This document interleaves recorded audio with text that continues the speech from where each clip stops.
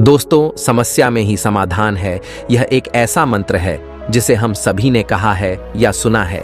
लेकिन क्या यह सच है? बहुत से लोग समस्याओं के सामने खड़े होकर बस इंतजार करते रहते हैं, आशा करते हैं कि समस्याएं अपने आप हल हो जाएंगी। यह एक सामान्य सोच है कि समस्या से बचने का सबसे अच्छा तरीका है कि हम इंतजार करें और उम्मीद करें कि समस्या खुद ही ठीक हो जाएगी। लेकिन क्या यह सच है? क्या वाकई मुश्किलों का सामना करना और उनसे निपटना इतना आसान है? इस वीडियो में हम बात करेंगे कि समस्याओं के सामने खड़े होकर इंतजार करना सबसे अच्छा विकल्प नहीं है। हम आपको सिखाएंगे कि समस्याओं का सामना करना उन्हें हल करने का सही और प्रभावी तरीका है। इस वीडियो के माध्यम से हम सीखेंगे कि हमारी मेहनत, समर्पण और सही दिशा में कदम बढ़ाने से ही समस्याएं हल हो सकती हैं। तो इस वीडियो को अंत तक देखें और सीखें कि समस्याओं का सामना करना और उन्हें हल करना ही सच्चा समाधान है। तो चलिए शुरू करते हैं। दोस्तों, बहुत समय पहले की बात है।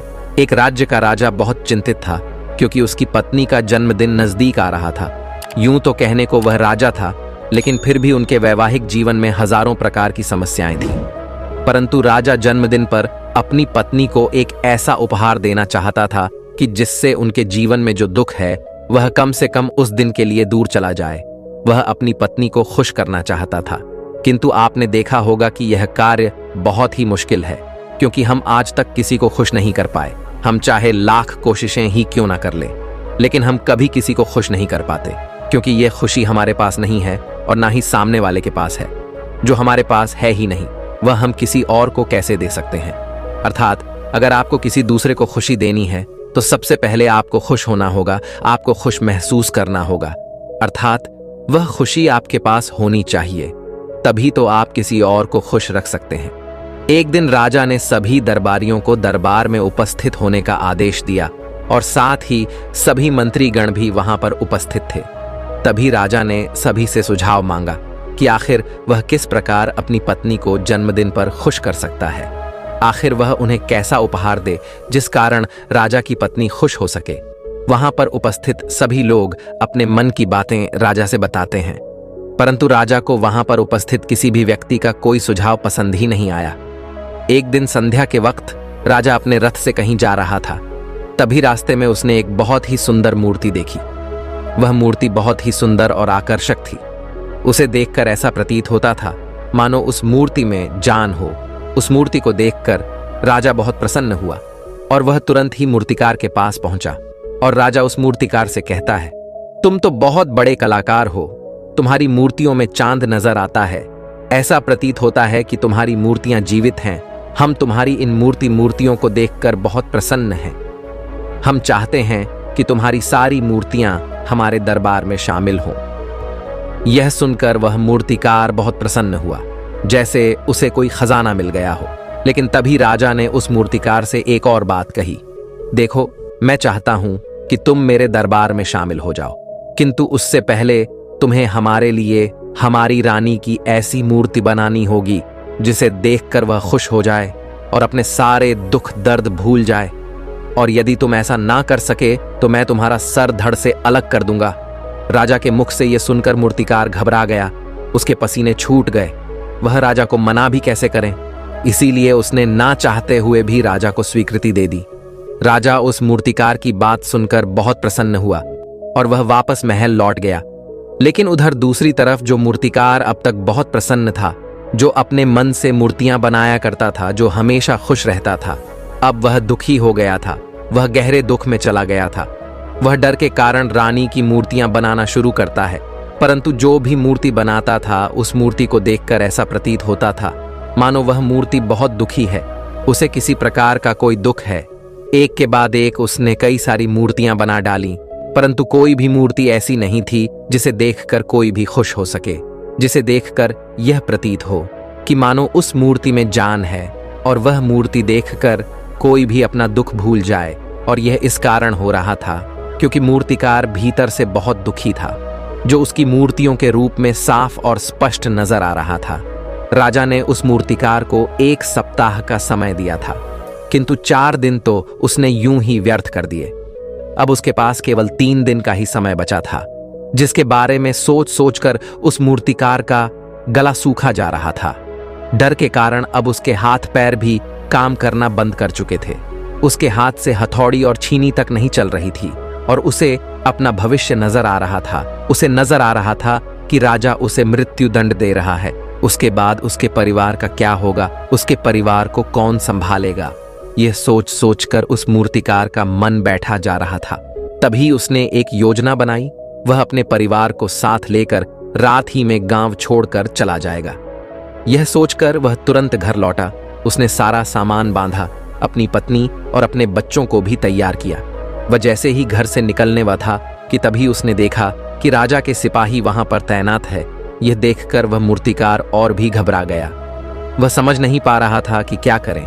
यदि वह यहां से भागने की कोशिश करता है और पकड़ा जाता है तो राजा उसके साथ साथ उसके परिवार को भी मृत्यु दंड दे देंगे। वह कुछ समझ नहीं पा रहा था। तभी वह जमीन पर बैठ गया और रोने लगा और अपनी पत्नी से कहता है, अब से तुम्हें बच्चों का ख्याल रखना होगा।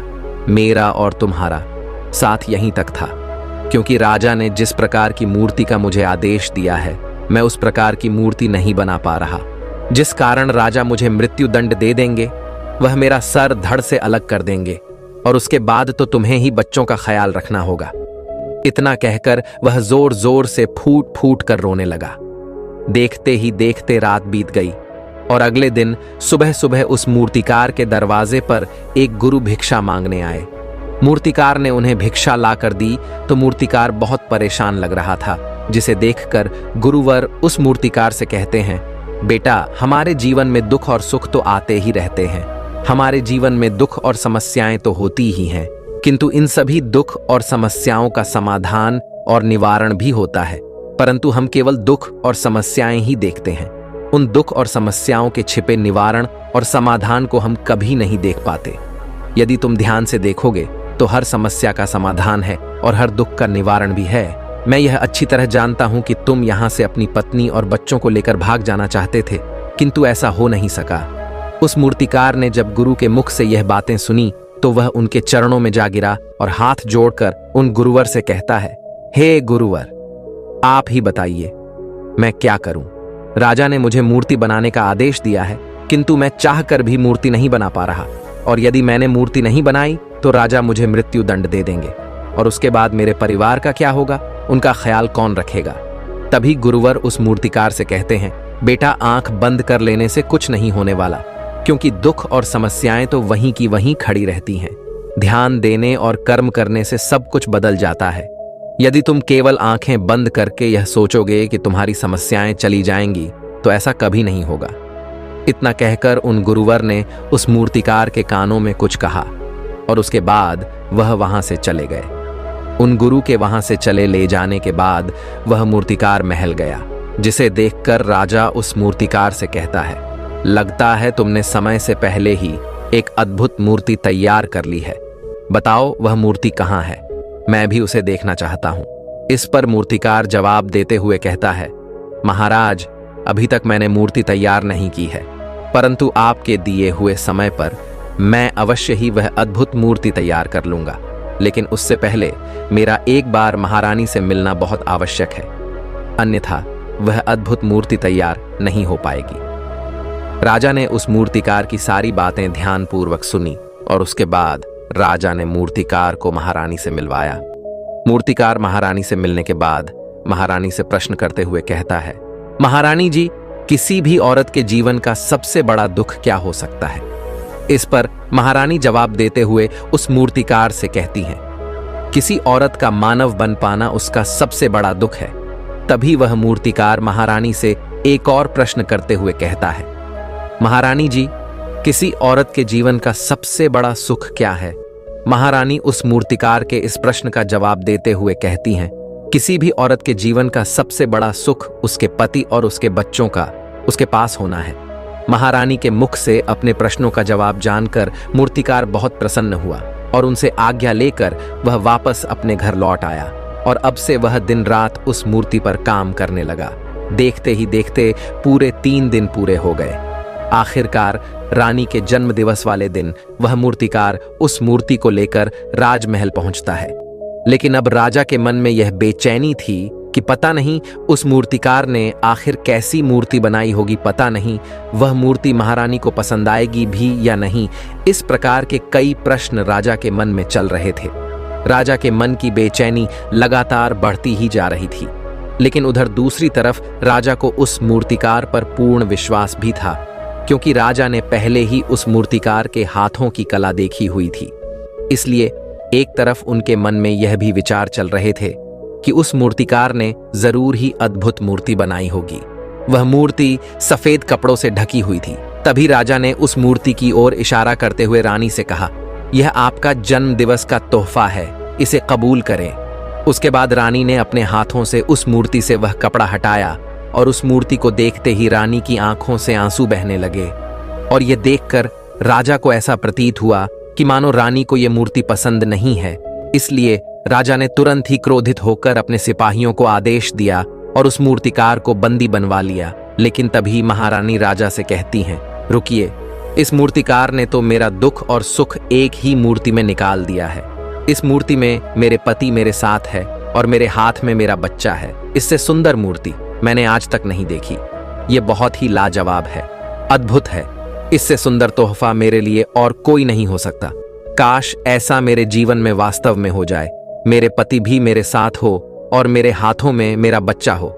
महारानी की यह सारी बातें सुनकर और मूर्ति को देखकर राजा को अपनी गलती का एहसास हुआ। राजा अपनी प्रजा और अपने साम्राज्य की देखरेख में इतना व्यस्त रहता था कि वह कभी अपनी पत्नी को समय नहीं दे पाता था, जिस कारण राजा की आंखों से आंसू बहने लगे और दरबार में उपस्थित सभी लोग वह मूर्ति देखकर हैरान थे। आज तक किसी ने भी ऐसी सुंदर और जीवित मूर्ति नहीं देखी थी, जिसमें सुख और दुख एक साथ नजर आ रहे हो। उसके बाद उस राजा ने उस मूर्तिकार को रिहा करवाया और उसे ढेरों इनाम दिए और अपने राज्य दरबार में जगह भी दी।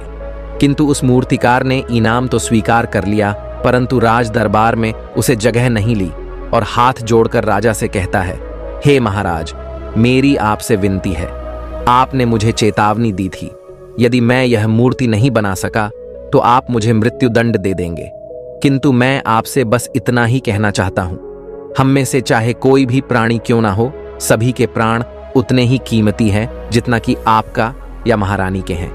इसीलिए किसी को भी बिना दोष के दंड नहीं देना चाहिए। मेरी पत्नी ने मुझसे कहा था कि राजा की दोस्ती और दुश्मनी दोनों ही अच्छी नहीं है, इसीलिए मुझे आपके राज दरबार में कोई स्थान नहीं चाहिए।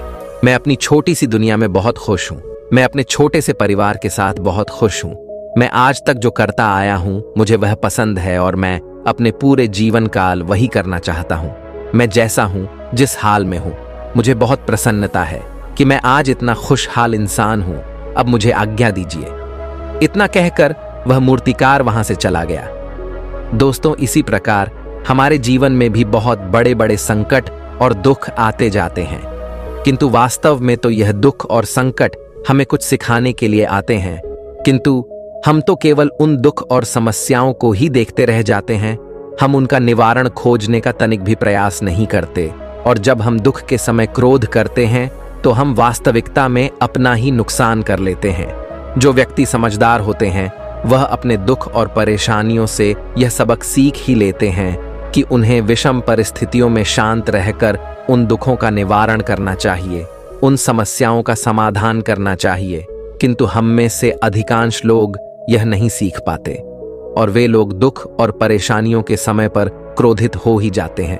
वह इस बात को अच्छी तरह जानते हैं कि हमें दुख और समस्या के समय पर शांत रहना चाहिए और उसका समाधान खोजने का प्रयास करना चाहिए, किंतु हम बार बार वही गलती दोहराते रहते हैं।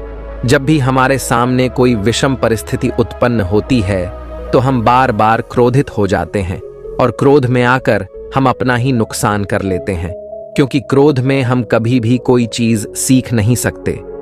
क्रोध में हमारा मस्तिष्क काम करना बंद कर देता है और उसे केवल वह परिस्थिति नजर आती है, वह समय नजर आता है जो उसके खिलाफ है और जो जीवन के दुखों से, इन समस्याओं से कुछ सीख नहीं पाता। ऐसा व्यक्ति पूर्ण रूप से एक दलदल में फंसे हुए इंसान की तरह है, जो परिस्थितियों के दलदल में कुछ इस प्रकार फंस चुका है कि वह वहां से निकल नहीं सकता। फिर वह चाहे कितना भी हाथ पैर क्यों ना मार ले, और जितना हाथ पैर मारेगा वह उतना ही उस दलदल में फंसता चला जाएगा। जबकि आपको हाथ पैर ना मारकर बल्कि शांत रहकर अपने मस्तिष्क का प्रयोग करना चाहिए और यह सोचना चाहिए कि इस दुख, इस समस्या और इस विषम परिस्थिति का समाधान क्या हो सकता है। किंतु आप तो अपने आप को पहले से ही दलदल में डाल चुके हैं और ऐसी स्थिति में आप बाहर निकलने के बारे में ना सोचकर लगातार और हाथ पैर मारकर आप अपने आप को उस दलदल में और भी नीचे डुबा जा रहे, तो ऐसी परिस्थिति में आप भला उस समस्या, उस परिस्थिति का सामना कैसे करेंगे, वहां से बाहर कैसे निकलेंगे। और वहीं पर जो व्यक्ति थोड़े भी जागृत है, जो दुख और समस्याओं का निवारण और समाधान खोजने में वास्तव में अपना समय लगाते हैं, वह यह जानते हैं कि निवारण और समाधान एक हीरे की तरह है। वह हीरे की खान की तरह है। जिस प्रकार एक हीरे को ढूंढा जाता है, फिर उसे तराशा जाता है, जिसके बाद उस हीरे की कीमत बहुमूल्य हो जाती है। ठीक वैसे ही दुख और समस्या में समाधान और निवारण खोजने की आवश्यकता होती है और वह हमें खोजने भी चाहिए।